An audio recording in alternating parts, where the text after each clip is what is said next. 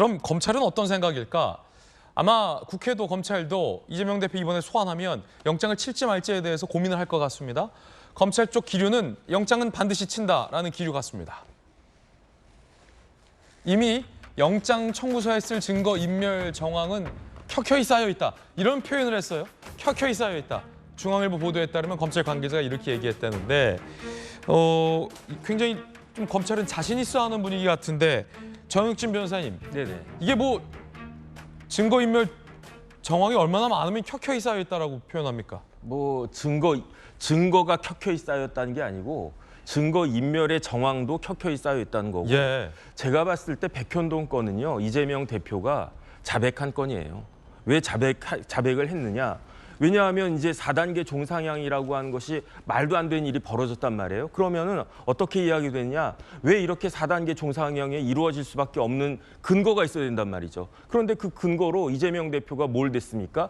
국토부에 협박을 댔잖아요. 그래서 이거는 딱 하나만 확인하면 돼요. 국토부에 협박이 있었느냐 없었느냐. 예. 국토부에 협박이 있어가지고 박근혜 대통령이 협박이 있어가지고 어쩔 수 없이 나는 일개 성남시장에 불과하고 지금이야 성남시가 뭐 100만 명 넘어갔지만 그때는 뭐 지금보다 훨씬 작지 않았겠습니까? 그렇기 때문에 일개 시장에 불과했기 때문에 난 따를 수밖에 없었다라고 하면 무죄예요. 무죄. 그런데 그게 아니고 국토부에 협박이 아무것도 없었고 시장에 전속적인 권한이 있었고 그럼에도 불구하고 4단계 종상향이라고 하는 말도 안 되는 그 인허가권을 해가지고 시정을 농단한 것이었다라고 하면 그러면 이거는 반드시 유죄가 나오는 거죠. 그다음에 업무상 배임죄는 이재명 대표가 더 잘 아실 텐데 내가 돈 먹어도 그 돈 먹는 게 아니에요. 업무상 배임죄는 제3자 도와주려고 하는 게 업무상 배임죄거든요. 제가 계속 말씀드리지만 내가 돈 먹으면 뇌물죄지 그게 무슨 업무상 배임으로 끝나겠습니까? 그래서 이런 부분들에 대해서 잘 그 설명을 하셔야 되는데 제가 봤을 때 여태까지 설명할 기회가 뭐 벌써 몇 년째입니까? 그런데도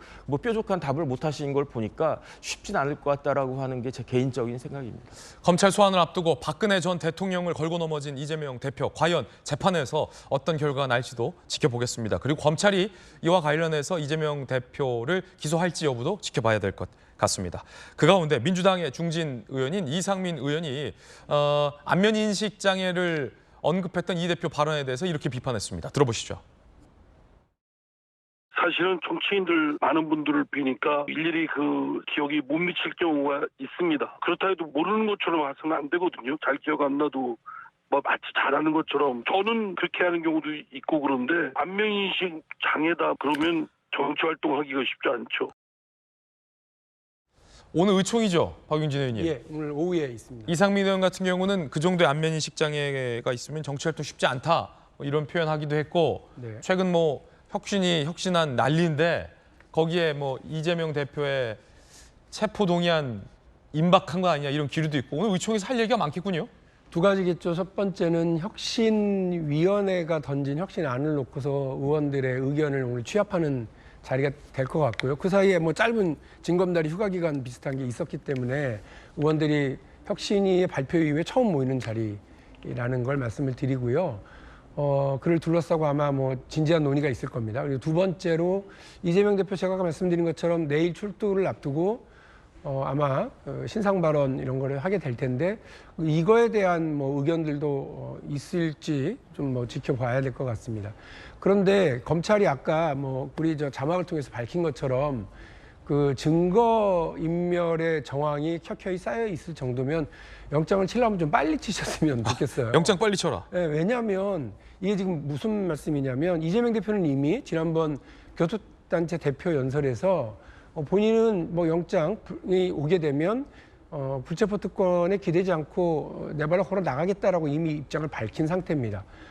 그리고 민주당도 그거에 대해서 뭐 인정한다. 그리고 민주당에서도 많은 의원들이 또 혁신위에서도 의견을 냈었던 것처럼 불체포 특권에 기대지 않겠다라고 하는 의견들은 민주당 안에서도 많이 있습니다. 그래서 그런 걸 존중을 해준다고 한다면 8월 달에 임시국회 중요하셔야 돼요. 검찰이. 준비도 많이 하시고 몇 년 동안 수사하셨으니까 자신 있게 영장을 치세요. 근데 그걸 또 뒤로 끌어갔고요. 9월 달로 만일에 가게 되면 9월은 뭐 그냥 법에 딱 빼도 박도 못하게 그 100일 동안 정기국회가 잡혀 있어요. 그러니까 그렇게 되면 또 그 의원들이 또 투표를 해야 돼서 투표를 둘러싸고 이러쿵저러쿵 뭐 말도 많고 괜히 심란합니다. 그럴 거 없이 이재명 대표가 이미 공표한 것처럼 8월에는 임시국회입니다. 예. 8월 임시국회는 양당 간이 협의해서 뭐 만일에 영장 심사를 받으러 가야 되는 날짜가 있으면 그거를 조정을 해서 정리를 할 수 있는 걸로 알고 있거든요. 정치라고 하는 게 그런 정도의 어떤 서로의 협의를 통해서 여유를 좀 만들어 나갈 수 있을 테니까요. 검찰이 자신 있어 하시니까 예. 영장을 치려면 제가 말씀드리는 것처럼 참 당대표 영장을 치려면 빨리 치라고 말하는 것도 뭐 좀 애매하긴 합니다만 민주당은 이미 이런 입장을 가지고 있다라는 점 분명히 말씀을 드립니다. 속보 비명 박용진 대표 영장 빨리 쳐라.